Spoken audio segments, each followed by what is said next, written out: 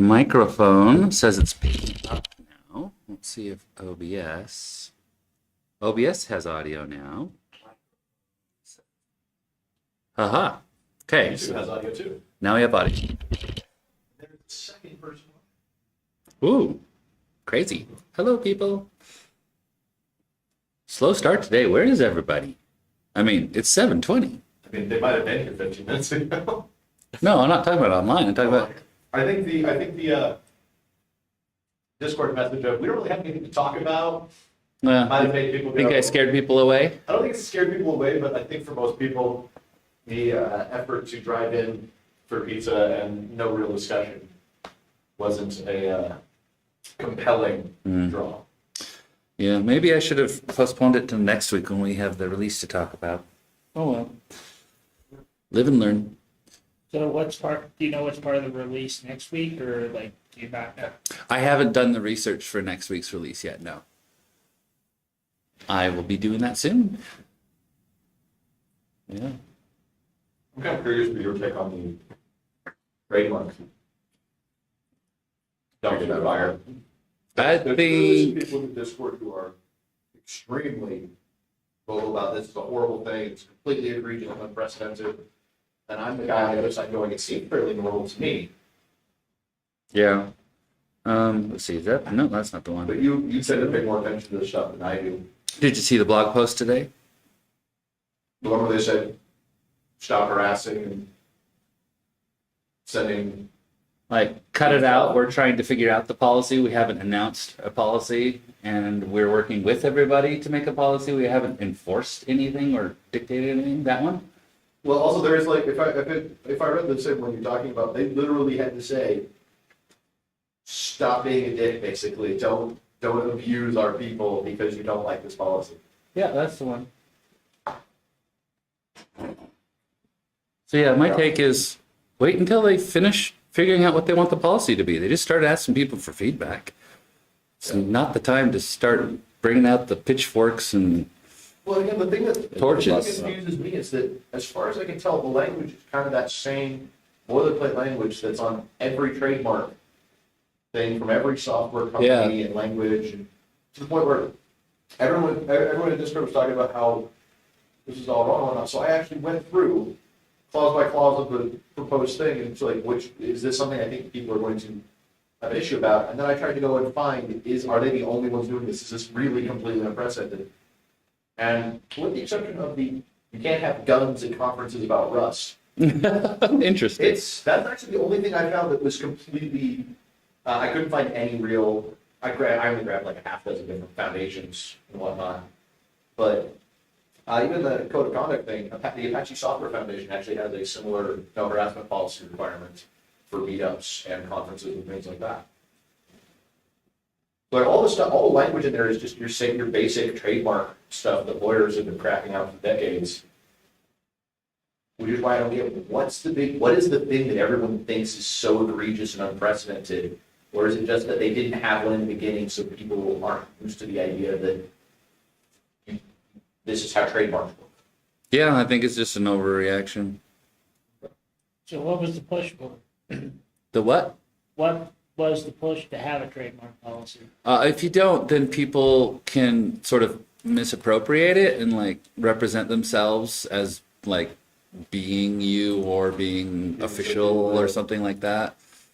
So they need the standing to be able to push back. If someone's like, we're going to use the Rust logo and, we're going to have a cannibal conference or whatever offensive thing. And it's officially endorsed by Rust. See, we're using their logo. Like, if it's not a trademark, they can't tell them to stop. Well, it's also things like, if you wanted to run a Rust consultancy, right? You wanted to be a software consultant for a company and your focus was Rust applications. Without a trademark, you could basically co-opt the logo to be a significant part of your business logo, given the implication that you are somehow affiliated with, endorsed by, etc., the people who own the language. Or even if I'm not a lawyer, but I've heard of situations where if you don't do the appropriate trademark thingy, someone else can start saying, well, I'm using it. You have to stop. And we've gone through the legal process of setting it all up, and you haven't. So now it's ours, and you can't use it unless blah, blah, blah. So- Just that kind of stuff. Just Yeah. stupid legal stuff. Oh yeah, I mean, like, like patent trolls and like I remember like years ago, like some guy owns a super vague patent, pretty much suing every podcaster. Oh, there are entire companies who do nothing else. Yo, Yeah. Oh, yeah, yeah. exactly. Acquire patents. Yeah, patent troll. So like I wouldn't be worried unless like somewhere hired 4 dozen lawyers to go sick after anyone using the logo for anything. Like unless they go all Oracle on everybody, then I'm not worried about it. Yes, I'm guessing it's going to end up being something like the way React has their patent disclosure policy or whatever. That one came out of a very different source. Yeah, I agree, but I think the general thing is going to be like, don't abuse it and we won't care. Yeah. So is Oracle like really litigious, like Disney litigious? Oh yeah. Disney takes lessons from Oracle. I mean, I am not a lawyer and I am not experienced, but even I have heard of those Oracle has been a antics. pain for like Java user groups and things like that for, I think, like 20 years at least. Like, Oracle's really aggressive on licensing and legal stuff. It's kind of a mess. Part of why a lot of people hate it. All right, I think we've covered that topic pretty well. Let's get onto something that's not legal, something more technical. What should we talk about? Huh? What should we talk about rust-wise? I'm moving the camera around occasionally to try to have different people seen. Switch this stream thingy to the camera. Which one is it? That one. Oh, let's try this. There we go. And unfortunately, I've gotten to be much running, doing tower stuff, but mostly that's from stuff at the moment. Okay, so Tari's an Electron-like thing, but it's all implemented in Rust. But then when you're using it, you're using HTML and CSS and stuff. So Tari is JavaScript? a alternative paradigm to Rust in that it Wait, alternative paradigm to Rust or Not to Rust, alternative Electron. paradigm to Electron? Electron. So Electron runs V8, Chromium, The runtime, JavaScript engines? JavaScript, and everything else, and runs its own window and all that stuff, right? Right. Tari has basically a separation of process so that the Rust code is actually your underlying like business logic stuff runs in the Rust process. So you do write some Rust You for write it. Rust for basically all of your Okay. functional code, and all of your UI is written in front of it. Okay. And so in theory, So you still have like React and stuff on the front You can end? choose any front end. So what it actually Right. does is it opens up a system web view, Oh, okay. right? Instead of Electron, which bundles the whole Chromium renderer and everything else, Pretty heavy. WebKit takes like 800 megabytes. Tari is built on all of these operating systems have a built-in browser window that supports basically all the normal standards, because on like Apple it's WebKit, same thing as in Safari, and on Windows it's whatever is working backing Edge, right? On Linux it's going to be Firefox based, right? But it works and it has all the same stuff you would have, but they don't have to actually ship the browser stuff. And so you just write your stuff and it bundles it into your app, and when your app runs, it actually runs a browser window. And during development mode, you can right click and inspect and open up all the dev tools and everything else. But when you ship it, you build it in production mode, it disables all that stuff, so you can't actually peek under the hood and things like that. So how's your experience been? And for the stream, tell people your name. I'm David. That's David. My experience, it's been interesting. So I'm rebuilding a Mac app that I own in part because I'm sick of dealing with Swift and Objective-C and the Apple ecosystem. So you're rebuilding a desktop app? So it's a Mac desktop app that's been around for 20 years at this point. It's my dad's, and I inherited when he died. And Is this like a commercial thing? Like you're continuing Sure. to sell the thing? Okay. The app is called FileBuddy. It's a desktop. It's a file utility, so you can search and manipulate file stuff. That, especially 20 years ago when my dad started it, you couldn't do in Finder. Like it was basically going around and doing stuff that Finder Right. didn't let you do. So I noticed you've got a Dell laptop here, but you're talking about Mac apps. So you run multiple OSs at home? I have a Windows desktop, 3 Linux laptops, and 2 MacBooks, 3 MacBooks. I've built up a lot of computers with you. That's quite a collection. Yeah, I thought my favorite Mac. I don't use it much, but it's my dad's old 17-inch one with FireWire. That was my favorite Mac ever. It's like, seriously, why did they stop the 17-inch screens? That was the And best. like he took out the DVD drive and put in another hard drive. Nice. That. Nice. I've got one of those. I've got a little 13-inch and I've got a 15-inch. That was the last laptop I felt productive on the laptop. Like I could take it to a meeting and feel like I had enough screen space. Yeah. Which year was that? But, Oh, 2000. I think I switched out in 2012. So I think I bought it 2012, right? probably- I remember my dad getting it when I was on my internship. I bought it probably 2009 or 10, like a year or two before they stopped selling it. I think they stopped in 11 or something around there. Sounds about right. I was so summer of sad. 12 was when I was talking with my dad about it, and he had it for a while. But yeah. Yeah. So it's the big features that people really like on it are it's got a nice search system and has some good interfaces there, but it also is really useful for applying changes to large batches of files and things like that. I'll be honest, it's stuff that I would normally do with like scripts, bash scripts or things like that. But for people who aren't scripters and normal users, but have large file collections like photographers or music people, Right. it's very useful for I them. used to use Norton Commander for that back in the DOS days. So is it like people with training wheels on? No, it's a GUI. It's not for technical people, it's for normal people. But it's one of those things that when I inherited it, what blew my mind was the number of emails I got asking about an update because they weren't willing to upgrade Mac OS until they had a new version. The Wow. app that supported it. Wow. That's how deeply people use That's a it. great customer base. Yeah, it's not necessarily super large, but it's we have people who've been buying the app every version for literally at least 30 years, wouldn't it? First Wow. released in 1993. So like a cult following. It was my dad as a shareware Mac developer in the 90s. Wow. It was my dad's only source of income for probably close to 20 years before he died. So yeah, it's not making much in the way of money now because it hasn't had an update since like 2014 or earlier. Yeah, he was trying to get it on the Swift and try to update it when he died, but he had never before. My dad was a self-taught C developer, and he built it all in Carbon and didn't ever look at the Objective-C or Swift stuff because Steve Jobs made a big deal about Carbon developers are going to be first-class citizens, and then he died and Tim Cook deprecated it the next day. And so that's been part of my struggle is the features that my dad is using don't exist anymore. Right. The APIs have been removed from macOS. You can't build it on they never released 64-bit binaries, and the documentation on how it worked doesn't exist anymore. Some of the stuff used like the built-in file catalog with the HFS files that's been used to use.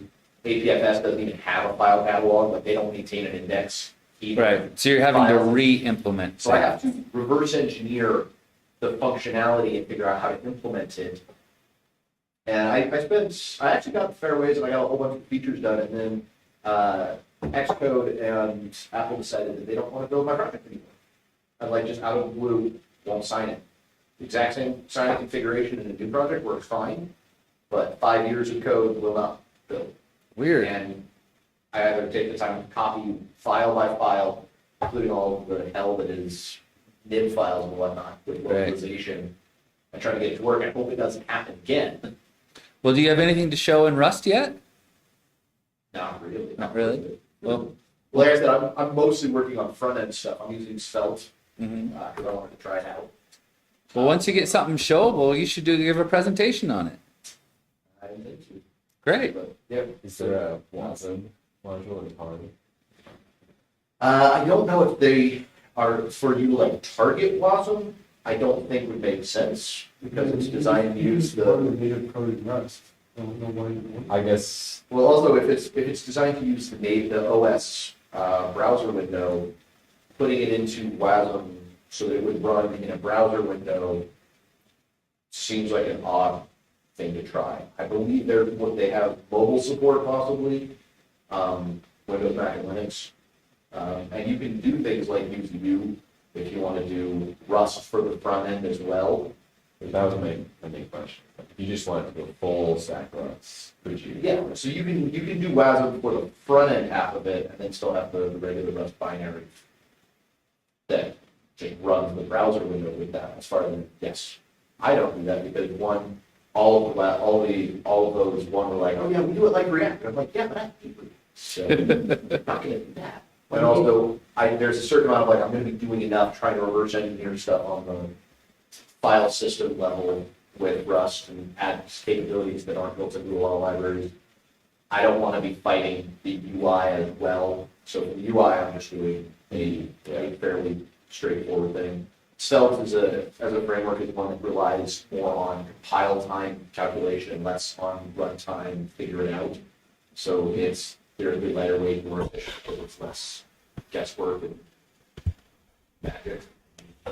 Step in the code, that's all code generated stuff. So yeah, that's why I chose that to be a framework.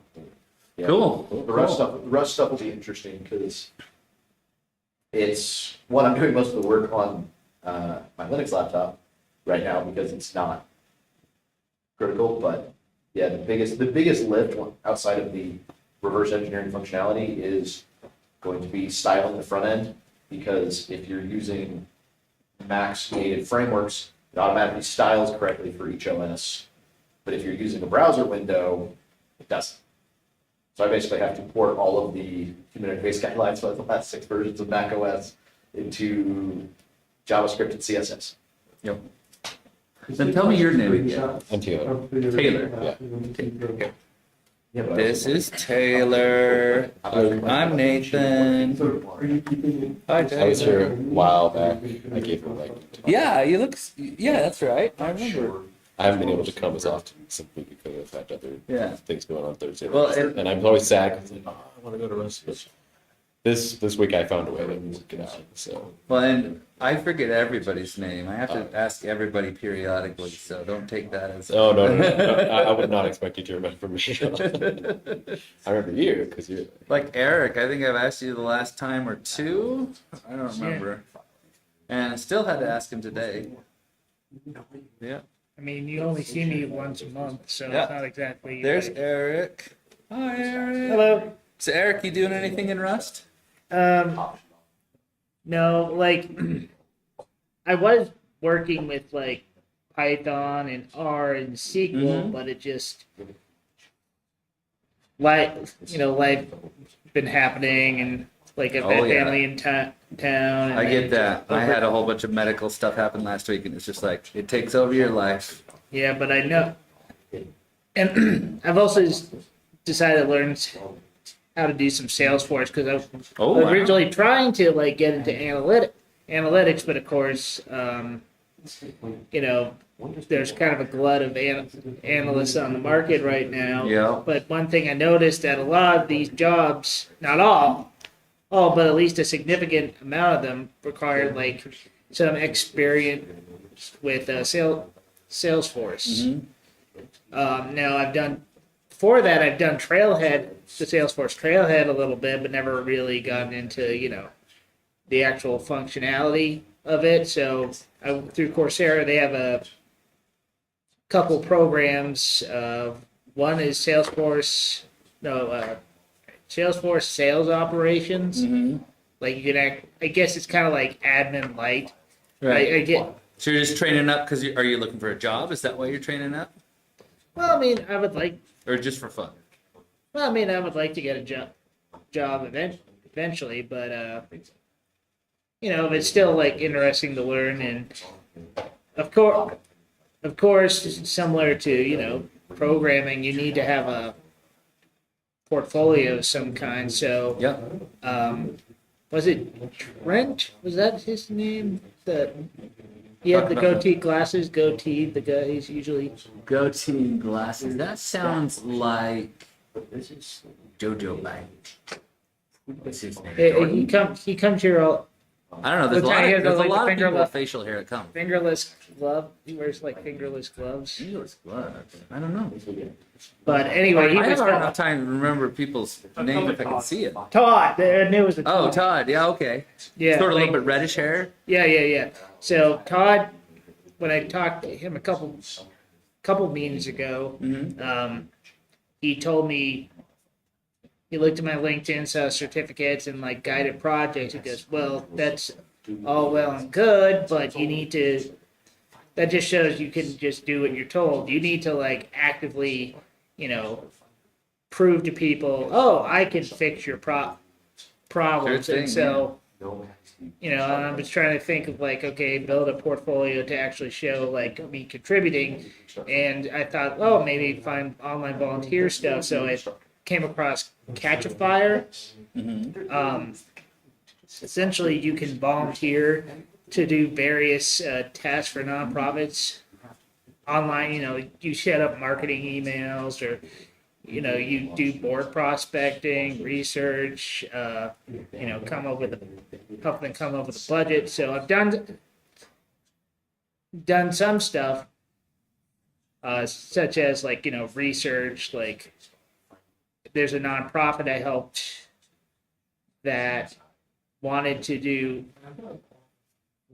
find a way to do a Twitch fundraising. And so they asked me like some guidelines to look up, and I found like this one organization that does like fundraisers on Twitch for nonprofits. So Interesting. send the information I've done. So are you working Rust into this somewhere? Like, Well, no, it's like there's nothing specifically with Rust. It was just I was hoping to get into data analysis, and they have some, and so having to like go pour through these people's information to see if it like matches up for these organizations, and sure. I'm in the process of working on a Salesforce Pardo, which is the email system for Salesforce, and so that way we can figure out, look at the analytics of this other nonprofit's donor list to see who gives the most, and so eventually I'll set up set up categories for different donors, so that way they know who they should be focusing their marketing on. So are you working on any Rust stuff at the moment? Not at the moment, no. Do you have any? We were supposed to have a Q&A. Do you have any questions, or does anybody have any questions you wanted to bring up to the group? How's your game been going? It has not been going. I have been putting all of my spare time into efforts around teaching. I've been taking a course on how to do lighting and camera work and stuff like that. And I've been remodeling and setting up my office studio so that I can start adding talking head stuff to my courses. Because so far, if you've ever taken one of my courses, I splash a picture of me up at like the start, maybe the end, and that's about it. Like other than that, it's code and slides or live coding. You see the screen, I right? prefer that. And that's fine, but I know some people want to see who the heck is teaching them at least a little bit. And if I'm going to do it, I'm one of those crazy, well, not quite perfectionists, but at least I want it to be really good. If I do it, I just don't want it to be a crappy webcam like, here's my messy office, and you can just so you can see my ugly face. My favorite is when you get the people who would get the big ring lights that they put behind their computer. Oh yeah, the big. And you just see the ring of light. Yeah. Because it's all dilated. Yeah, so I'm trying to avoid some of that stuff and set up some. Anyway, turns out that like taking all your stuff off of your walls and patching and painting, and then like taking all your stuff out and like putting new stuff in and making it look nice is both time consuming and not my forte. And also, So I was gonna say, if it was your forte, I've got home renovation. oh my god, no. I mean, there's always This is one single room, and it's been taking me. I've been working on this for like 2 months. Well, I mean, have you just tried cheating and by putting like a screen of some kind I behind thought you? about it, but I just can't stomach it. There's that perfectionist aspect. It just drives me crazy when I can see that people like digitally added a background or something. What you really got to do is you distracts just got to me. build a room inside the room. Well, what I'm doing is I'm just rebuilding surrounds your the desk. room. I don't have enough room to build a room in the room. It's a pretty small room, but anyway. So, and then I'm trying to. I'm also taking a course on. AJ actually recommended it on how to sell your courses direct rather than just on Udemy, because, quite frankly, putting my courses on Udemy has been great for getting students, but it's crappy for getting any money. Right. And I would love Let's be honest. for this to become my Teaching is not day how you job get someday. Well, my father and my grandfather and my grandmother and my other grandfather spent their whole lives teaching. So does my mom. All right, and public My school is grandfather. the terrible way to get money. It's true, but My mom was a college professor. but there are other options. So Udemy takes a large share. So if you don't do the marketing, which I hadn't learned to do, which is another thing I'm trying to learn. I'm trying to learn all these things all at once. If you don't do the marketing, Udemy takes 80%. And the way that They provide Udemy does their infrastructure, marketing they provide is they sales. discount everything to $10. Oh. You see where this is going? $2 for. Exactly. So even though I have thousands of students over the last 5 years, when you whittle it down to $2 a student, it's not enough for me to even You consider need a it. lot more students. for it to be Exactly. a life. So what I'm trying to do is I'm trying to like level up my game so I can do better AV stuff, and maybe some of that can transfer to these streams. So these streams aren't so horrible. Sorry about that, everybody. And anyway, my dream is maybe I could teach full time, right? Because I really enjoy teaching. I love Rust, and teaching Rust is sort of like two things that I love. If I could do that, I could start interacting a lot more with my students, like having master classes and Zoom chats, not necessarily even paid, just like, oh, if you've taken in my courses, then you can come to any of these things, do that kind of interaction. I'd love to do live teaching. For example, if I can start getting these direct relationships, like another problem with Udemy is they have really strict rules about what you can communicate to your students. I can't promote anything, sell anything. I even got in trouble for asking people to fill out a questionnaire for what course I should make next, because you're not supposed to make requests. It's like, okay, I didn't realize there was a request. I thought I was just asking for feedback here, but they gave me like an official warning.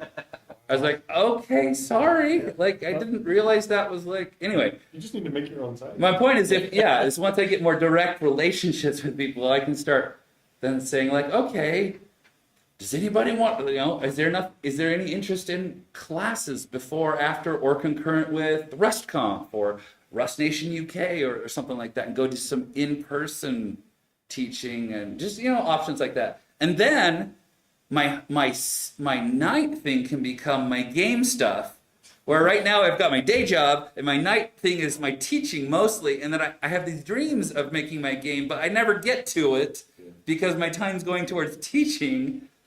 So I don't know. It's great. So you should make your It's night great. job working. So anyway, I mean, do any like local schools, do they teach Rust?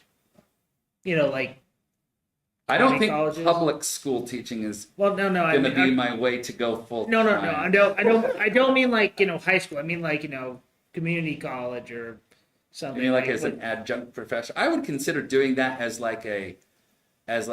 just a community service or for a fun thing. But I don't think that really works into like a steady job type You're of. basically, Well, no, you're basically trying to be the Brandon Sanderson of Rust programmers. Yeah. You do Rust, you teach Rust stuff, and occasionally, because it's fun, you also go stand in a classroom and talk That's a about great analogy, and I will take being compared to Brandon Sanderson any day. That's very what's the word? Flattering. Well, I mean, I like, love Brandon Sanderson. His He books are teaches, great. like a lit class. I know. My daughter's He's a going to take writer. it. He teaches a lit class for fun. Yep. It's an interesting class. Well, I just mean like you don't necessarily have to teach like like a semester long course. Maybe do kind of like those continuing education courses like you know, how UVU sends out that catalog Uh-huh. for adult, Yeah, continuing yeah, adult that's education. that's like, an interesting idea. you know, over the course of 3 or 4 weeks, you know, They may be open to something like that if I offer to, like, hey, I'll teach Rust if you want to let me into your continuing education course as an instructor. That's a great idea. I actually like that. You Thank thought you, about Eric. Twitch at all? What's Have that? you thought about Twitch? I have thought about it. I haven't done it yet, partly because I figured if I was ever going to go on Twitch, I should probably be able to show myself, at least partially. That's what I'm thinking. Like you're going to all this Yet effort. again, So- the camera AV stuff again. Yeah, yeah. But I'm making progress on it. I've got the equipment for the most part. And today I just put, knock on wood, my last coat of paint from my continuing repairs. Did you paint the wall green? No, I did not. I don't like the digital thing. That's the point, remember? Oh, right. So you like the big rectangle that has to take up a corner of the screen instead? Big rectangle that takes up a corner of the You screen. you do a truly floating hat. No, I would do. Does it feel like a lot of the... Oh, I see what you're saying. Because on Twitch, they usually just do themselves, Right, they and usually edit their background they're out, and replacing. that way that their head takes Oh, up a lot wow. less space in the corner. and That's you can actually interesting. see the code down in the corner. see, I may add that as an additional option. But like for my regular, what I'm really seeing the video myself is if I'm going to do promotional materials, that's mostly me talking and then occasionally text. See, that's where you want to have like a nice, like, clean background with like a shelf and like a Yes. little like rust. Yes, They- You exactly. need to hire an interior designer to get the Right. exact right things on that shelf and what the pillows that you put in the background. You need a plant and a crustacean. And You definitely need a Ferris. I don't know. Do I need a plant? I haven't decided if I should get a plant. I mean, the plant may be optional. Ferris. You're right. I do need a Ferris. I don't have a. Where do I get a Ferris? Google. Google Ferris. Ferris is not getting copyrighted. But Yeah, really? Might get, yeah, they Interesting. You can typically do call whatever. that out as like, do what you want with Ferris wheel. Yeah, Ferris is free game. Okay. But yeah, no, you could probably go on Etsy and somebody's making Ferris. That's true. Etsy. Okay. Etsy, the yard sale of the internet. I went on Amazon and I'm like, okay, I'm gonna put a bookshelf behind me, bookends. I did steampunk decor, and I got like 8 different gear bookends. I was so excited. That makes sense. You should be. I'm really, knock on wood and cross my fingers. I really hope I have some video on YouTube with my new background in it by next meetup. Really cool. Have you also, well, sorry, this is actually really cool of me because I think educational content is really cool. But have you also thought about YouTube/YouTube Shorts? I have not thought about YouTube Shorts. I'm going to ask you about that real quick. But I did start a YouTube channel just a couple months ago, and I'm doing a video for every major Rust release. Oh, And I'm thinking about adding, like, if there's something interesting about Cargo or Clippy or like related to Rust releases, maybe something in Creative that. Spotlight. So I'm doing that for sure, and that's just free YouTube content. So I have started doing that, and then now Shorts. My kids spend a lot of time on YouTube. I don't. Yeah. I've seen the shorts. They look like they're mostly vertical and Yeah. literally like 15 seconds. Yeah. Is that true? I mean, They're like usually some of them can Less be than like. 30, I think. I mean, I think some. But they're are not. like They're not 5 minutes. No, it's like 'Cause they're called shorts. 45 seconds. and they're is the always longest vertical, one. right? And sometimes they I think play... they get cropped to be vertical if they aren't. Okay. Right, because like from what I've seen, like you can't even cast them to your TV. When I've tried to look at a short Interesting. while I'm casting, it says I'm gonna have to cancel the cast in order to show it on your phone. You want to know Interesting. the way thing about shorts? I'm used to start the video and then tap the screen to get the like icons for thumbs up and things like that to go away so I can see the video. Can't do that. You tap it, pauses. So my Acting question promo. is, what would I use a short for? So this is something that I've been thinking about. So I think Shorts is really degenerate, but it's really popular.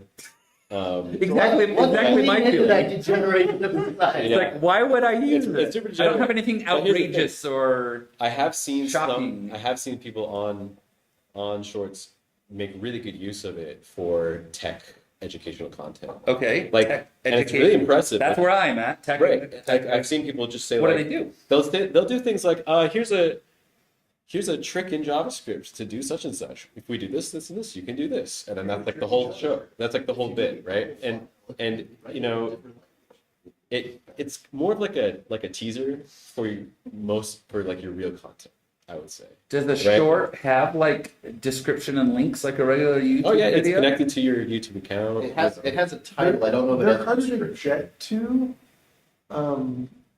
From what I've seen, like you do have to like tap and like find the icon, but you can do stuff.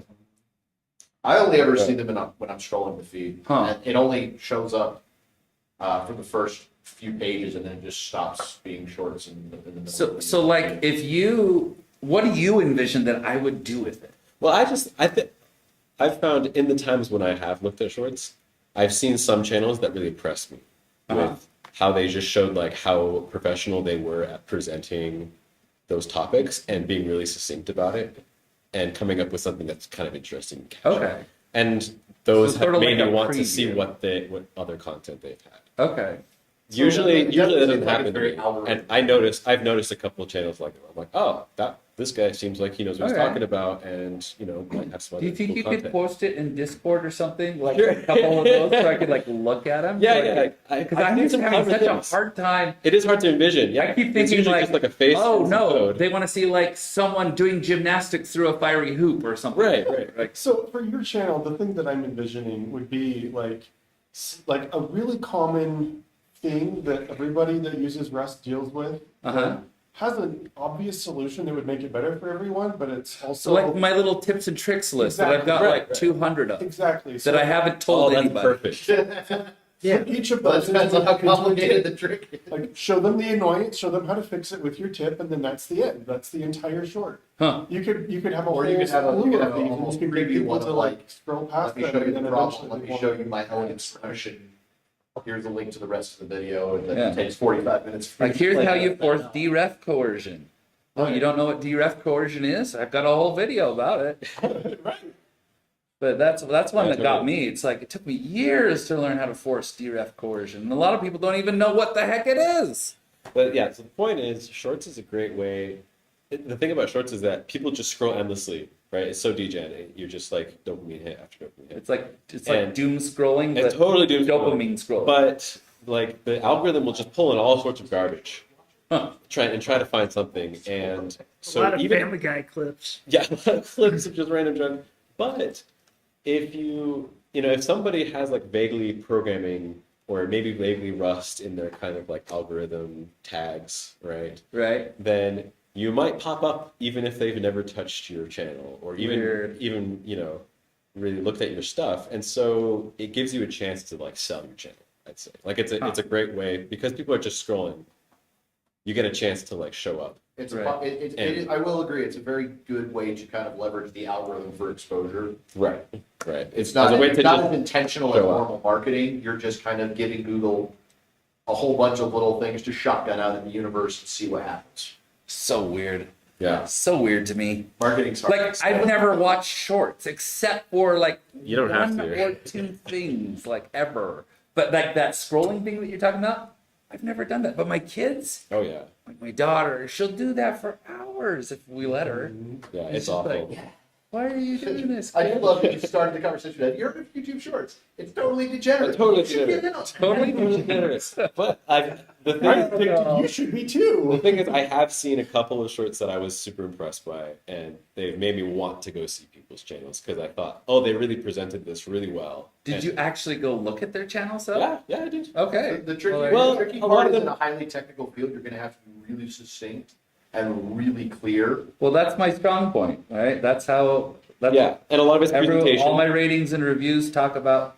Wow, it was super concise. It was very short. It was very dense.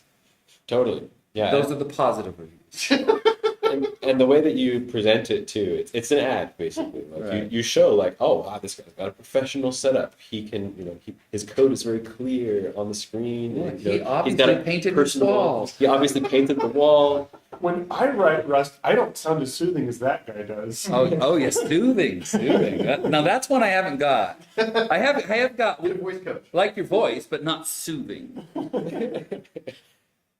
Anyway, consider it. Okay, I will. I will consider it. Wow, I'd never even thought about that. But Yeah, if your YouTube channel gets good too, you can make some good money on it too with ads. Yeah, I'm not banking on that, but Yeah, you shouldn't bank on it. but You could. I'm trying to establish, really, my YouTube channel is, I want to establish some just direct interaction and sort of give something back to the Rust community. Like, I do really well at just like talking about the news and stuff like that. That's not something someone's going to come buy. They're not going to buy my coverage of release notes. So why not just give it away, and then Exactly. maybe, maybe they'll If notice you that I have some kind of teach nice compelling courses. analysis, that can get people to pay for it. But YouTube money usually comes from advertising, Right. where the ads that play, you get a cut of that. Yeah. Because there are some channels that are completely ad free and they're just selling their own products. So they're selling somebody else's products that way. I think there's a demand for it because all the time, because there are some great Rust content creators on YouTube.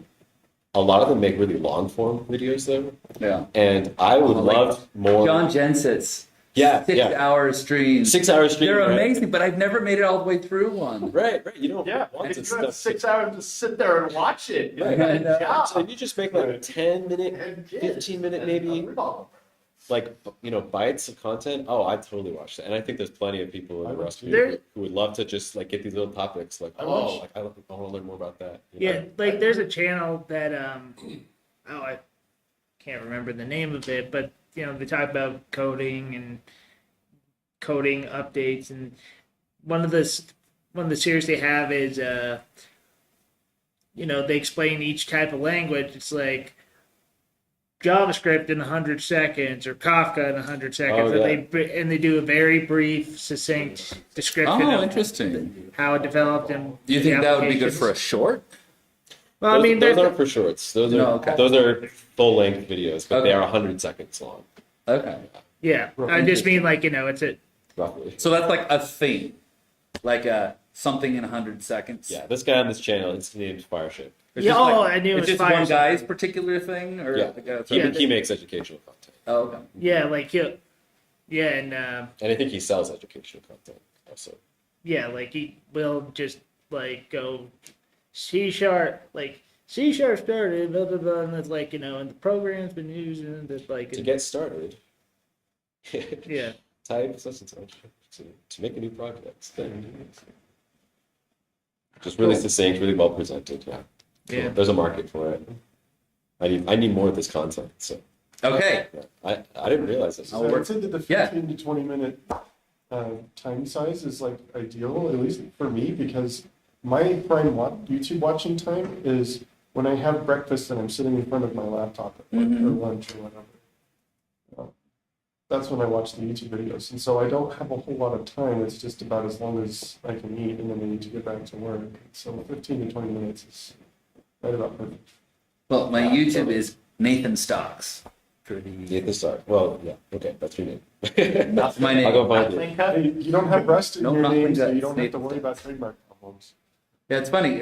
Once I started teaching, I started using my Nathan Stocks for all my usernames, all of everything. So Clean Cut is anything that I created before I started teaching 5 years ago. So my GitHub account is Clean Cut.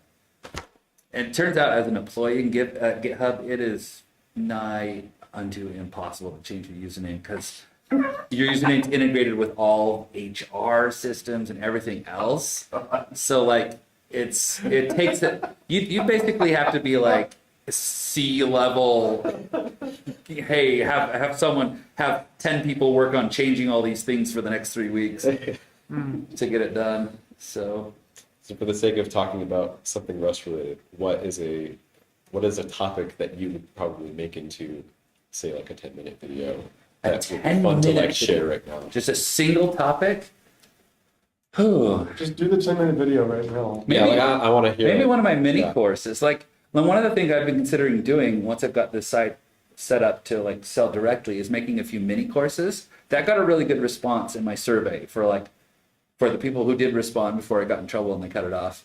The illicit survey results. It was really Still don't good. understand why Perfect. you can't survey what I should make next. Yeah, But that's pretty dumb. I got a good response for like mini courses, just as a general topic. I've been thinking one that's near the top of my list is just like patterns. Like when you're using a match statement or an if let or a while let, there's actually a bunch of contexts where you can use the patterns. And there's some differences between what you can use in the different contexts, going over the differences, going over all the things you can do, like ranges. You can use numerical ranges in patterns. You can destructure into structs and enums and stuff like that.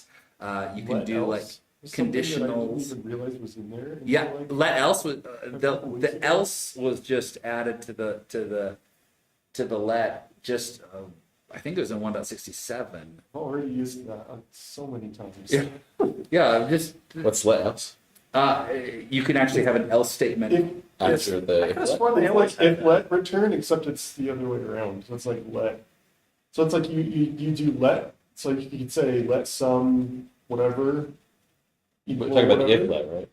No, No, it's not if let. No, Okay. let. Oh, it's a let it's with an else. let with a It's like a repeatable Swift pattern, guard. so a pattern that could fail, and then if it does fail, you have an else section at the end, and then you can put a block that. And the else has to diverge, which means Right, you it have has to to either return, or it return, has to or break, or it has panic, to or continue. something. Interesting. It's very similar to a Swift guard clause Yeah. or guard statement. It would be really like a perfect is it place used for to guards do then?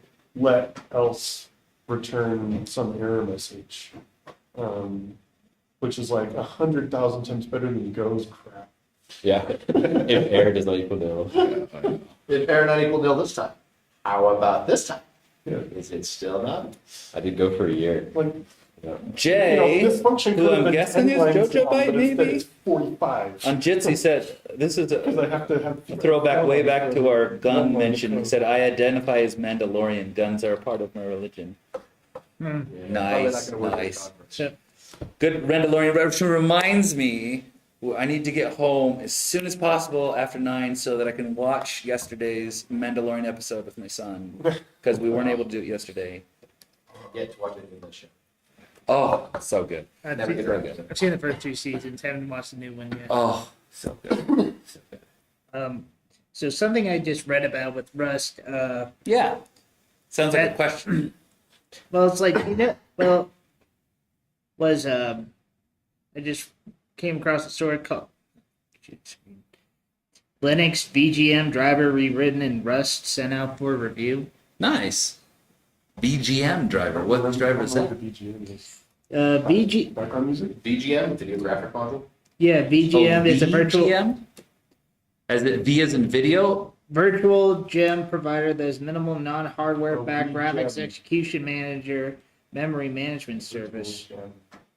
The VGem driver has been used with Mesa's LLVM pipe and other non-native 3D drivers for better buffer sharing and can yield better performance as a result. Cool. Interesting. So it's a graphics engine backend game. I know that the Asahi Linux folks are having tons of fun with Rust and the Linux kernel and drivers. They're the ones Who's making doing. that? They're the ones doing Mac. All right, so I got this story The from Apple Forenix. Silicon hardware, yeah. Yeah, for Onyx is Yeah. really cool. They do a lot of Linux news. All right, let's see who's doing it specifically. Onyx is the only Cool. company I trust. to actually Mara do Canal with Igalia has been rewriting the VGem code in Rust. I'm not familiar with Mara Canal. You know that company? benchmark. No. There's lots of companies. That's cool. Good for them. Hope it works out well. Oh, but Myra Canal is somebody's name. That's the name of the person who. A person's name, not a company's name. With Igalia, I'm assuming is the company's name. The Myra Canal is it's two words. It's the name of the person who wrote this Rust VGEM driver. Oh, cool. Good for them. So what do you see? What do you think of the implications of that? I think we're going to see more and more Linux drivers written in Rust, and I think it's going to start trickling up the stack into the kernel itself eventually. It'd be great that there won't be as many memory errors in the kernel. Hopefully. Yeah, I'm really kind of curious to see what happens as the kernel gets more memory saved, because it's already pretty good, but every once in a while you get weird stuff with memory issues all over the place, Well, and it just burns Linux to the ground. as Has Rust been fully integrated into Linux yet? Well, what do you mean fully integrated? Well, I mean- it can't be used all over in the kernel yet, but they can be used in drivers. Is that what you're asking? Yeah. And then, of course, down in user land, you can make whatever you want. In The kernel Rust. core, I think, is still in C. Yeah. It has Linus's blessing for certain parts of it. Mhm. Not the And I think Nathan's right that it will expand from there. It got enough traction that they were willing to let it into the edge, prove it out, and once it's proved out, it'll probably start. Well, and I worked with and have friends who are C programmers and have been doing C for a long time, and every single one of them that has ever gotten interested and started looking into Rust has ended up programming stuff in Rust, and they tell me that, you know what, if I started a new project now, I wouldn't do it in C. Like, but this other one, I've sort of got to do it because we got like, 400,000 lines of C, but then I also see some fairly sizable projects being rewritten piece by piece into Rust. That's probably one of my favorite aspects of Rust is the FFL with C is so FFI, yeah. Yeah, FFI is so clean. So clean, especially compared to I was really surprised Swift has really garbage FFI integration. Oh yeah. Swift and Go both have really awkward integration because their runtime is not compatible with the other. Well, what's really interesting with Swift is Swift to Objective-C works great. Objective-C to C works great. Swift to C, garbage. My personal favorite is fixed length strings in C are represented as tuples in Swift. Into that. Yeah. So if you have a char star 256, that is a 256 member tuple. And you can't treat it like a string. It's a tuple. So you have to then go back into unsafe land, get the memory address, and tell it, no, this block of memory that's 256 characters long, we're going to call that a string now. That's so And bogus. every time you deal with that any API that returns like a fixed length string, that's what you have to do because it returns a tuple of length. N, Oh, that sounds terrifying. I'm so sorry. right? So I think You the did that biggest to do a concern. 256 Hold on. double pattern match. Yeah, there you go. Yeah. Have you told the stream your name? No, my name's Matt. Matt, Peterson. hi, Matt. I think that the biggest issue with the Linux kernel right now Uh-huh. is that they have a good toolchain set up for C for all of the myriads of architectures that the Linux kernel can run on. And Right. There's gazillions of them. There are gazillions, If yeah. they let Rust into the core, then they would have to be able to build Rust on all of these ridiculous numbers of platforms. And they're Right, just not ready right. for that yet. Rust may not even be ready for that yet. No, it probably isn't. So There's it's- probably a bunch of weird esoteric crap that Linux is like, yeah, we totally support that. Rust is like, what is it called? Yeah, it reminds me of like when I was evaluating Ubiquity hardware for a place where I worked about 5, 6, 7 years ago. Like, I dug into it and it was these MIPS platforms running Debian. And I was just like, whoa, I did not expect this to be actually just be like I could get a console on these things and like poke around and like this is Debian. An old Debian. Weird. So weird. Yeah. It's sort of cool too, but like and then you're thinking like, okay, wait, so if What could go does wrong? Rust work on there? It was weird. It So was the nice weird. thing about drivers is you can just say, like, look, this hardware is only ever going to be attached to an x86 64 system because that's just how it was made. So That's right. That's Writing the the drivers writing for the this drivers in one Rust is easy. platform, right? They can have the drivers written for the other platform and C still. Right. True. Yeah. Crazy stuff. It'll come though. It's just I haven't met a C programmer yet that got into Rust and tried it out and said, "Oh, I don't like it." It's always been like, "Wow, this is so nice. Like I really like this." leapfrogging into the 21st century. Well, systems programmers can have nice things too. That's the amazing thing. I do come across people who are prominent on the internet who are like turning their nose up at Rust. There's always And going to be some like I think the that. funny part is half the people I know that turn their nose up at Rust are just really annoyed with how many people they know that like Rust. Right. They're getting They're just like, bombarded. they're just like, Right. no, I'm not going to do it because you told me to. Yeah, but finish Yeah. your thought. Finish They're your getting thought. they're getting bombarded with it, so I can kind of see that annoyance. But so here's okay confession. I've been like exploring the C++ world just because it's like, you know what? There's a lot going on over there that I don't know about, and I want to know what's going on over there. I love watching the CPP Tony videos. Yeah, and here's the cool thing about C++ is that it is so it's just such a hostile environment that that's where people are really thinking about like philosophy and like code architecture patterns and like how you should write good code, right? Because it's just such a hostile environment that it's forcing them to really think about that. But then everything that they've thought of over decades is just the default of Rust, right? Like Rust is just kind of the Yeah. like after all this philosophy, RAI, resource like, acquisition. right? RAI visualization. and just all sorts of things that turned out to be great ideas. Are just kind of normal. So like I find often like I want more podcasts and videos of people talking more about philosophy and I like philosophy and coding. Like what does it mean to write good code? How do we architect things well? And I find that often the podcasts in Rust are just, well, here's something that somebody's doing with Rust. And it's like, no, I want to hear like, kind of I want to get down and dirty. And the C++ people do The that. language doesn't let you do it. No, there's No, there's that's philosophy. not true. There's all kinds of philosophies that Rust lets you. Yeah. Right, that's the thing. Like, You just unsafe everything. You can be safe or you can be unsafe. Do you What do articulate you- everything? Do you clone everything? Do we try to shove generic lifetimes through everything so that we can do like total sharing of everything possible? yeah, like these are fun conversations. Like, Yeah, do you- how do we design our code? Are we That's doing what I this want to message passing? Are we doing this Like- crayon? Or like how like how one- is all the different architecture? Well, one that I really like is I try to do a lot of implicit returns, right? Your tail expression returns. Yeah. Because I find that the code seems to be more understandable. So I find like if I'm doing like if something returns something else, I'm like, wait a minute. Like, can I reduce this? Can I take the returns out? Can I make this expression evaluate to what I want and then have that expression be my tail expression? So you know what's interesting? Stuff like that. I was just doing some Scala coding recently Uh-huh. at work, and I got in trouble because I had a return. Oh, yeah? They said return Oh. in Scala is not idiomatic. You should refactor your code so that you don't have to have a return, like a literal return keyword. So everything has to be tail return. Everything? Everything. But then how do you manage early returns?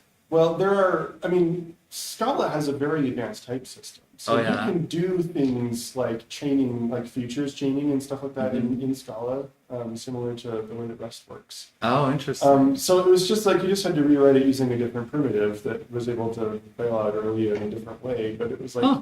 that kind of imperative return early style is just like that was just not part of their coding style at all. Fascinating. Probably when you're trying to do I- like Haskell. You had that? Yeah. Let me see Well, I it. mean, Scala is like, it's Java steering longly. And Haskell Thanks for is coming. Scala. Hope to see you I've next heard month. some people call it like Java's.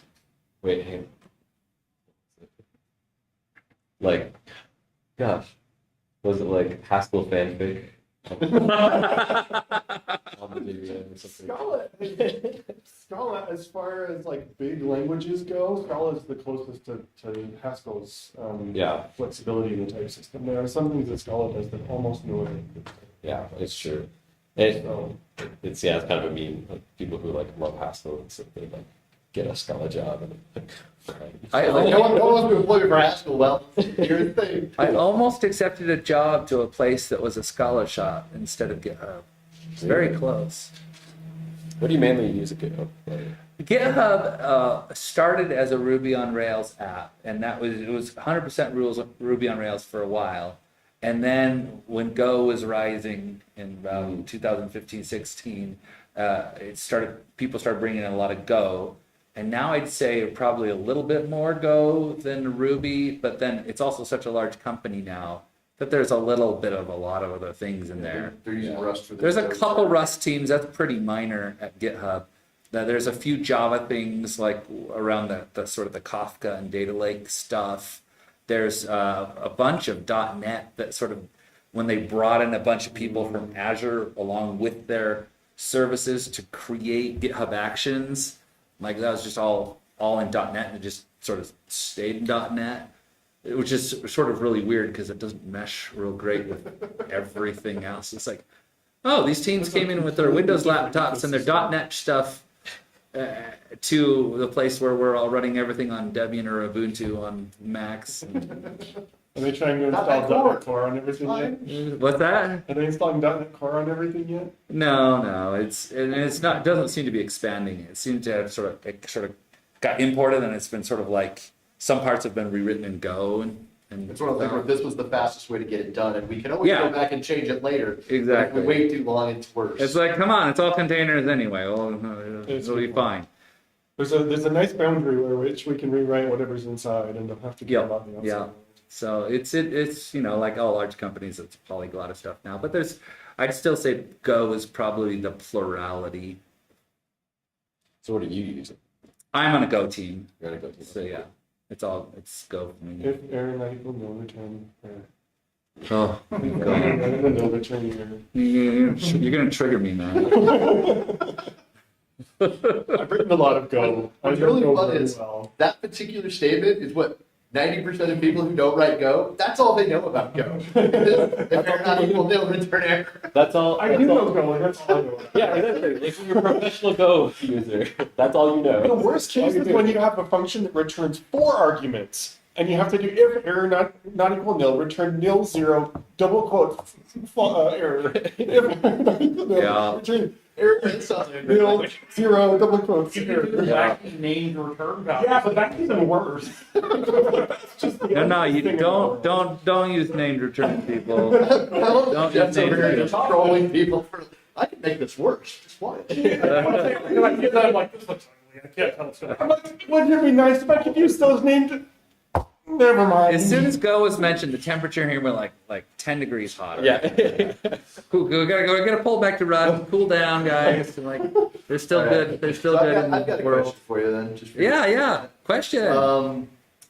When do you think that Rust will mature to the point where they start having actual application frameworks?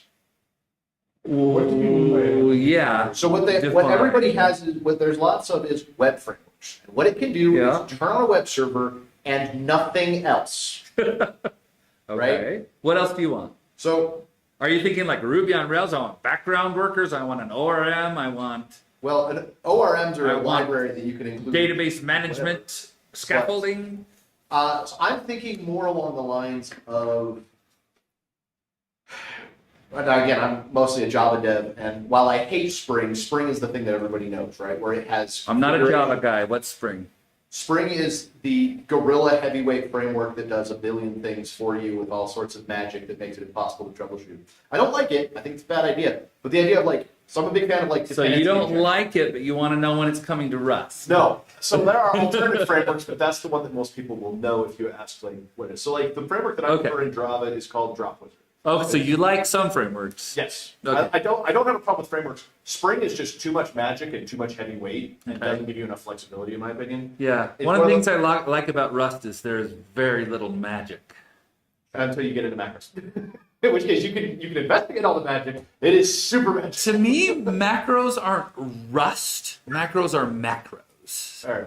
But like so Spring is similar to Ruby on Rails in certain ways in that convention over configuration. If you do it the Spring way, Uh-huh. magic will occur and everything will just work. And if you want to do anything else, you're looking at, months of pain most likely. All right. But the one that I usually use and prefer is one called Dropwizard. It's a lot lighter weight. But you have basically like config file, dependency injection, lifecycle management for things that need to be like started up and cleaned up at the end of the application cycle. Maybe being able to do something like I have a web app that also consumes events from SNS or something and populates something that it does, right?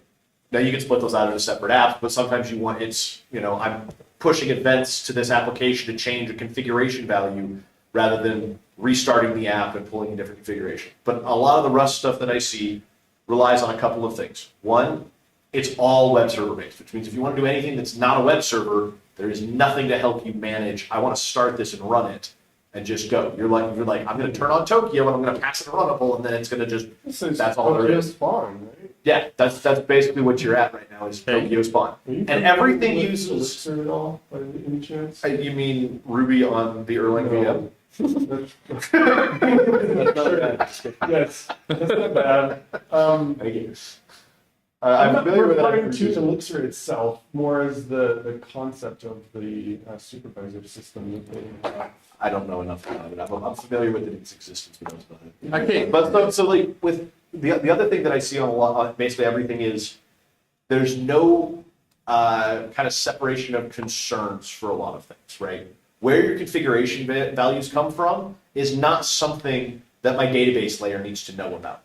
But 90% of the time, there's at the top of your database file, it's, oh, source this environment variable to determine what your database connection string is, right? It's not configuration and controlling dependencies and like different implementations of traits and things like that, so that I just pass in everything downstream. Everything is, oh yeah, I'm going to look for this .env file, this environment variable, and each layer is going out and finding its own config, rather than having a central point that is like, we've parsed the configuration file, we've sourced placeholders from environment variables and a .env file, and maybe from parameter store in AWS or things like that, or console or whatever key value store you want to get dynamic variables. And now we're going to pass those things down as part of constructor arguments or setup, initialization kind of stuff. That's what I mean by application. A framework that's built for an application environment where all of the things that we did 20 years ago in Java have been recognized as bad, and now they're being done again in Rust because it's convenient and there isn't an alternative yet. So I know that there are some fairly all-inclusive configuration frameworks that let me choose between like 7 different ways of configuring. There are, but I but don't know none of the libraries really do it. None of the blog posts, none of the community seems to be building stuff that makes it easy to say I'm going to pass values in. It's like, if I remember, like last time I looked at like Diesel's instructions were set up a .env file, and when you create your Diesel thing, it'll automatically source all the configuration from this file. Like there's no, here, let me give you a configuration object. It's, I'm going to go find my own stuff and do it. If you set these magic variables, it'll work. Yeah, that's not an area that I'm really in. I don't have a good answer for you. So I think the Any two of you big guys features that I want out of an application framework at the end of the day are configuration, that configuration layer where like I set my configuration, then it propagates down via dependency injection. I want a solid dependency injection framework where I can swap out implementations of traits and I don't have to deal with things aren't creating their own dependencies and whatnot. I want to be able to say, I mean, it's one of those things where it's interesting because Rust is so heavily built on like just namespaced functions where something's stored as a module variable. So the thing that I'm seeing that's interesting is that in the Java ecosystem, you can just have something that accepts an interface, and you can create an implementation of that interface anywhere really easily. In Rust, you can do that, but in order to be able to pass in whatever you want, if you're going to do it Do a lot more dependency box injection style, you have to do box What's interesting is with Rust, I don't think you do because are you familiar with Dagger? The CI thing? It's a dependency injection framework. It was originally written by Square, now it's run by Google. I've heard of it. But it's a compile time library. And so at compile time, it scans the code and as files are being processed, looks for annotations and whatnot. And Bill figures out what the object graph is. Yep, it's for Java, and it's very popular in the Android world, so Kotlin as well and whatnot. But it builds up the object graph of how things are wired up and whatnot, and generates a bunch of Java code so that in your application, you create an instance of the object graph. And then whatever methods you define for getting stuff out of it, those are kind of your entry points, and it knows how to go, when you call this is the chain of things, and it just calls functions to get instances that are created with normal constructors, and there's no runtime reflection, there's no dynamic proxies or anything like that. And I think something like that could work for Rust, because what Rust has to have is compile time resolution of types. Right, and that's where like you need to have it be doing compile time setup, but then you have to use generics everywhere. That's the thing. You can use generics, or it's one of those things where like I need an instance of this struct. but how did that struct get created with the things inside it, right? That might be a regular constructor argument of a concrete struct type, but where did that instance come from? Where did that configuration inside of it come from? The whole object graph, which almost always runs back to configuration values. There are dependency injection frameworks for Rust. I haven't looked into that. Most of them. There's a couple, they're not widely supported, and they're all isolated in the, like, they don't do the configuration stuff, and they're all macro based. Like, they all are like, open a macro block, and your entire file is this giant Yeah. macro. So that's what I was thinking. And is you need to do So you that. can't have any kind of like library support for that. You could use the inventory crate. Are you familiar with that one at all? So that one lets you create like a. It ends up getting used as a internal dependency for other things, but essentially that lets you have a compile time appending to a slice. So, but like from any module. So like you have in one module you say, here's a slice of things, but it's empty, and then you mark it with like the inventory attribute, and then somewhere else you say, hey, here's an entry that goes in that inventory thing. Definitely have to check that out, because that'll be really handy. And then my other Rust project. like it ends up running as like a linker shenanigan trickery. There's another Yeah. crate that does. And that sounds kind of similar to the kind of thing that I'm envisioning, where like, big list of things that. but yeah, the thing that would be really nice, and this is the thing, like I'm a Java developer and I love Rust, but there are things I miss when I leave the Java ecosystem, and the number one thing is Java is very much built on the idea that you have standards and you have implementations, and they're separate things. Right. And so, for example, for dependency injection, there's a standard that's a set of annotations and interfaces or traits, and that's all it is. I think there's a couple of really small structs, just like value holders, but that's it. And then there's like 9 different implementations of it. And Java so, has traits. they're called interfaces. Oh, okay. But this is a Rust thing, so I'm translating some language for people Got who it. don't speak Java. But what happens when you build a library is you just rely on the annotations and the interfaces from the standard, and then you're compatible with any one of the 9 implementations that the application chooses to use at runtime.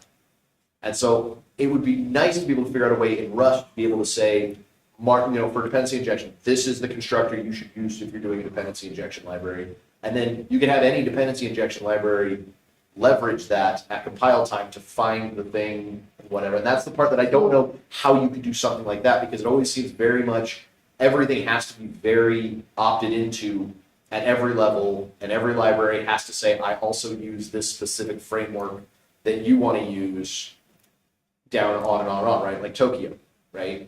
There was a whole bunch of people in the early days of async that were like, can we have an async contract and then you can swap out different runtimes? And the answer currently is no. You have to be on Tokyo. If you want to use async std, you have to actually have the library compile with a different feature that generates different code at compile time, so that you can use a different library, because they don't have that swappable implementation kind of stuff. Because they have to refer to some kind of a global somewhere.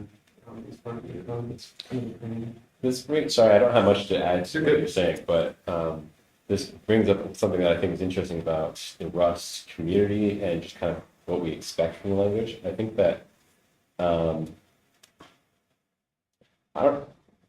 it seems like Rust people want there to be a very batteries included mentality of like, what is the thing for this, right?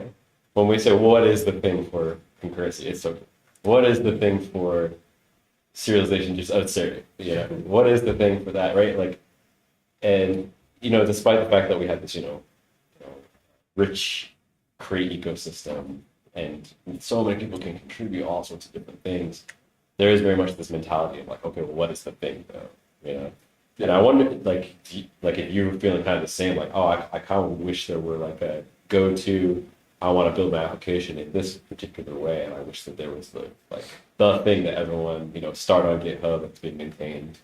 So I've been thinking about this philosophically for a while. Yeah. Because I mentioned Elixir. I don't know Elixir, but I want to learn Elixir. I find it very curious that, at least as an outside observer, Elixir has one web framework. Yeah. Does it have anything other than that one web framework in any domain? Because the only thing you ever hear about Elixir is using it with Phoenix. Right, exactly. That's what I'm talking The about. language doesn't even exist outside that Well, that's not entirely true, but yeah. But you're right in that, yeah, when you They think have, of, you're they have thinking one Vivint. web framework. When you know, there's no competing or fighting about which, you know, we did it better, or like, you know, Rust is like, every This Week in Rust is like, hey, we made a new web framework and it looks exactly like all the other ones, but we have a different compilation strategy in the background, and that means that we are 0.5% faster on 2 of the benchmarks. Right? It's like, why? I mean, I don't understand what it is about Rust and all of the developers' desire to reinvent the wheel, and like, it's like I feel like there's Part of that has to do with the bare metal aspect. When you have access to bare metal, you want that extra performance, and it becomes a novelty thing. I, for example, am not necessarily as concerned with the performance because Rust is pretty dang fast just out of the box. I want my web frameworks to be more like I want my Rust web frameworks to be more like my Java frameworks because I like that paradigm, right? Most of the web frameworks you have in Rust, I think all of them actually, one, they are generally basically express in Rust, right? I have no idea how to express it. It's a node framework, and you have a request. Every handler it has a request and a response, and you read from one and write to the other, basically. It's very much you have 2 objects, and you write to the response object to set headers and things like that. And when your function returns, it'll take the state of that and generate a response, right? Okay. Some of them are a little like bit more. Rocket, Actix. Rocket less so because that one's more macro based, Right. right? But Axum and Actix are both like you get a request object, and most of them will have the ability to like parse stuff out and whatnot. But it's very much like you get a request and a response, do something and return, and it'll handle the rest. Actix is much, but you have to do that whole like express style. When I get a get at this path, then call this function, right? Rocket's a little bit more macro driven, where you basically mark the functions with the methods you want and where the placeholders are, and they map to your arguments and whatnot. But then at the same time, your function signature, if you wanted, for example, your database abstraction, right? Your DAO layer, whatever you call it, repository if you're in Spring, right? Whatever pattern you call it, that thing that you use to like write information to the database, that's managed by your web framework, which makes absolutely no sense from a separation of concerns standpoint. Why is the thing managing my web server socket and routing also managing my database connection pool? Like those 2 things this is what I mean by web framework versus application framework. So We have web frameworks and we pile everything into them because they have to be passed into these functions. Whereas if you look at, going back to like the Java stuff that I'm talking about, it's a class, right? It's a struct, it has fields, and when you create it with the dependencies that it has, which might be your database access class. And then you have functions on it that are annotated to say, and this is what you call based on this stuff. But when everything is just pure functions without any kind of wrapper object that holds state, you have to have the web framework itself hold state and pass it in every time. I see what you're saying. So you'd rather see a web framework that's based around a struct with attached methods, and when you start the server by saying, here's a struct. Or you give it a set of structs, and the structs implement a trait that tell it here's what I route to and whatnot. What's actually interesting is if you actually dig into like Rocket, that's actually how it works. I think Axum might be as well. Like the macros generate structs that implement traits and then are passed in to a method that takes a box-dyne impl of the trait, and that tells the actual web server runtime what it handles and how to route and everything else, right? So that is how it works under the hood. It's just completely abstracted, and you don't have the ability to say, and here are the things this struct needs. But yeah, it would be really nice to be able to say, I created this struct, I gave it my database object, and then I gave that struct, which implements this impl, to the web framework, and the web framework will route requests to that. And the web framework is just responsible for the routing and not the state management of everything else. But That's reasonable. I'm curious where your thought about Phoenix was going there. that was Yeah, like Yeah. there is the one true framework. right. It was Yeah. the Philosophical like differences, the philosophical reason is why, what is it about Rust versus Elixir that causes Elixir people to be happy with one web framework, but causes Rust people to think that they all need to write their own? Yeah. Why? I don't like. I can give you my opinion on I'd it. love to hear some opinions. The people that I know that use Elixir tend to work at a higher level.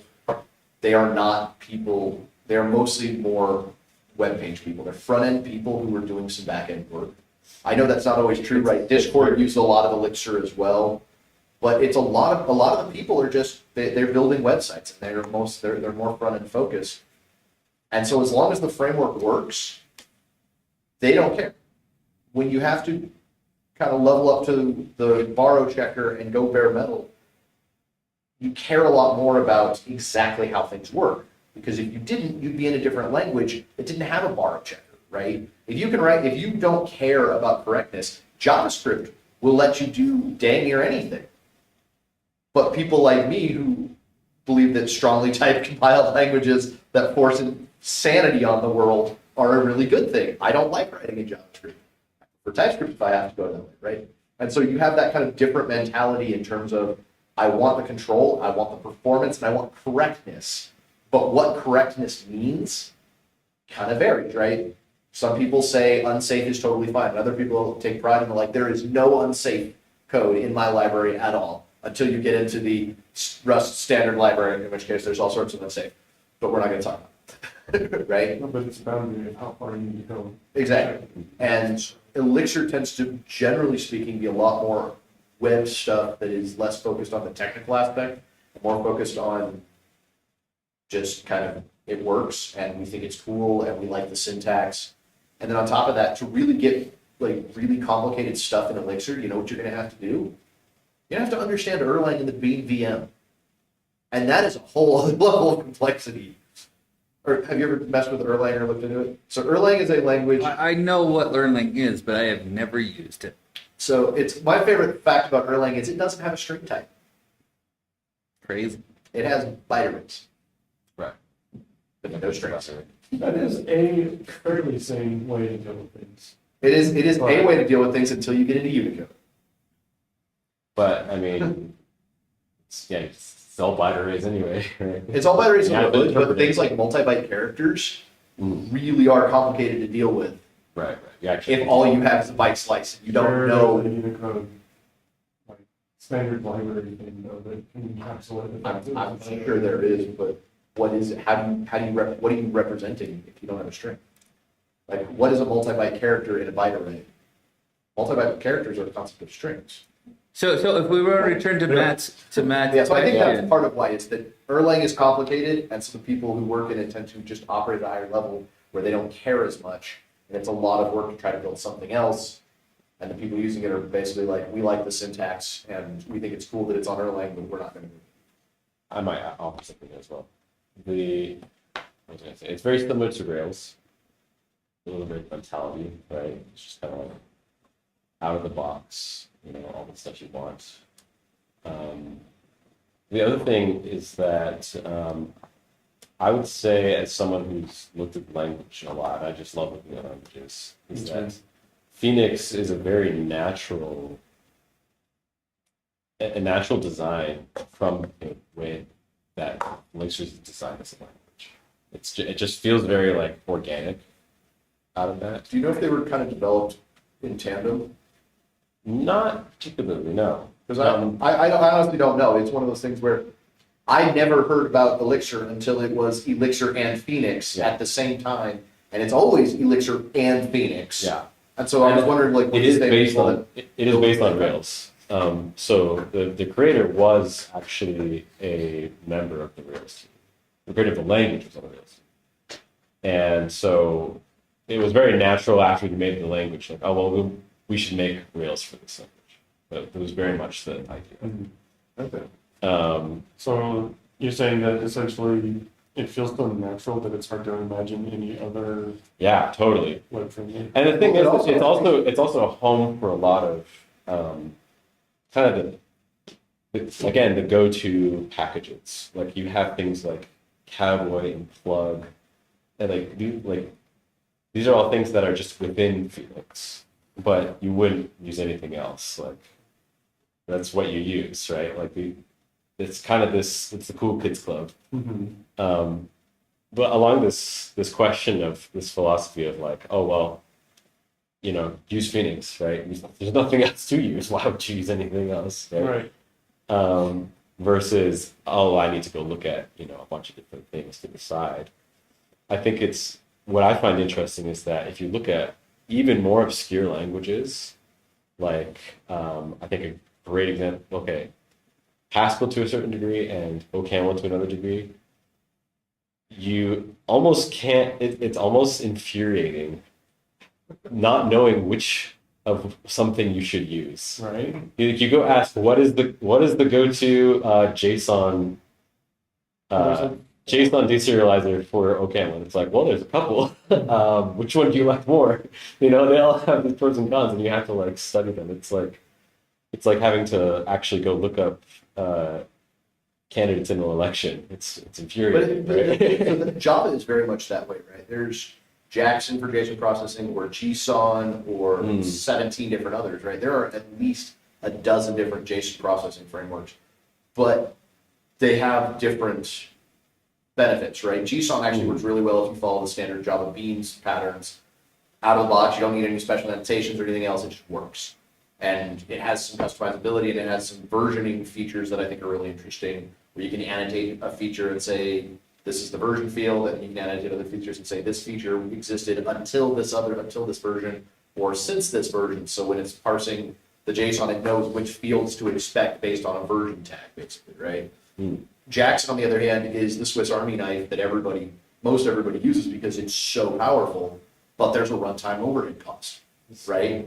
It's not slow, actually, it's really fast, but it can be faster if you take away the runtime reflection. And so if you want something that doesn't do any kind of runtime reflection, years ago, in this very room, I might add, at an Android meetup, we talked about one called Logan Square, which is a code gen library for mobile that uses Jackson under the hood, because Jackson has a non-reflection-based API that you just have to code. When I get a token stream, this is what it maps to. And he code gen all of those based on annotations in your code. Okay, That's what's super fast. But you bring get it back to the question. You get that flexibility. You get to choose what attributes matter to you and your project. Whereas if there's only one, it either tries to be all things to everybody, or it tells people we don't care about your use case. Right. So is it possible then that the real answer is just that there aren't very many Elixir users? Actually, that was the question I was going to ask. Not being informed about Elixir, I was going to ask, are there very many Elixir users? I haven't seen very many. There's some. Because- I actually wouldn't be surprised if it's more popular than Rust. More popular than Rust. Yeah, well, I know Disney Wow. uses it down the street. Oh yeah? That's isn't that David Cox's company? The Podium is also He's like Elixir. CTO or So something. Elixir, I don't see it showing up at the top of the most loved Stack Overflow list. I know. Here's the thing It was about like Elixir. there's 3 or 4 in the last one. I know, but it wasn't number. The biggest company I know of using But you can't be Elixir Rust, number one. Discord. So Discord has a when ton it comes to a large, Discord has a ton of when it comes to needing to support a large number of users using a lot of communication, and you need like really solid resiliency, there's nothing that can beat the Erlang Beam VM at this point. It's incredible. Because Okay, but that still But it sounds requires like you- a niche. it is kind of a niche. A niche tool. It's like you need Yeah, you learn the Ashton for it. you need a high volume of Right, communication functional going through programming. servers. Okay, so let me answer you in the form of a question. Is the answer to your question, why does there seem to be only one Elixir framework, but so many in Rust? Because Elixir is a very focused language, focused on solving that problem, and they developed a really good tool for solving that problem, whereas Rust is developed to be a very good systems programming language aimed at enabling people to have a programming language to solve all sorts of low-level problems, and people are using it to build all sorts of solutions in different ways, focusing on different targets. And maybe no one has discovered a way to put together something in the niche that Elixir competes in that happens to satisfy everyone the way that Elixir's does in their niche. So I think there's one other piece, and this is something that you mentioned that I either forgot or didn't know, which is the Rails connection. Yeah. Rails is all about convention over configuration, and if you want to do something in Rails that doesn't use active record, you're in for a world of hurt, right? The people who go to Rails as a solution are people who don't want options. They don't want choices. They want the system to do it all for them. So the kind of people who are going to pick Elixir are the kind of people who don't want to do that. Now, some people do the same thing with Spring, right? They want their developers to focus on the real problems, leave all that stuff to the framework that can handle all of that. Most developers want a little more control for whatever reason, whether it's performance or I like to structure my data objects in a way that the default JSON serialization doesn't handle well, or things like that. And so when you take away all of the control and go with you just do it my way and it works, you're going to attract a specific kind of developer, specific kinds of companies, but you're not going to attract all of the other people. And so it may be that it's kind of that reinforcing spiral of the people who are interested in Elixir are the people who use Phoenix, and they want to use Phoenix because they like that Rails-like experience, but because of that, they're not going to really go to something else. I mean, is there another major framework in Ruby?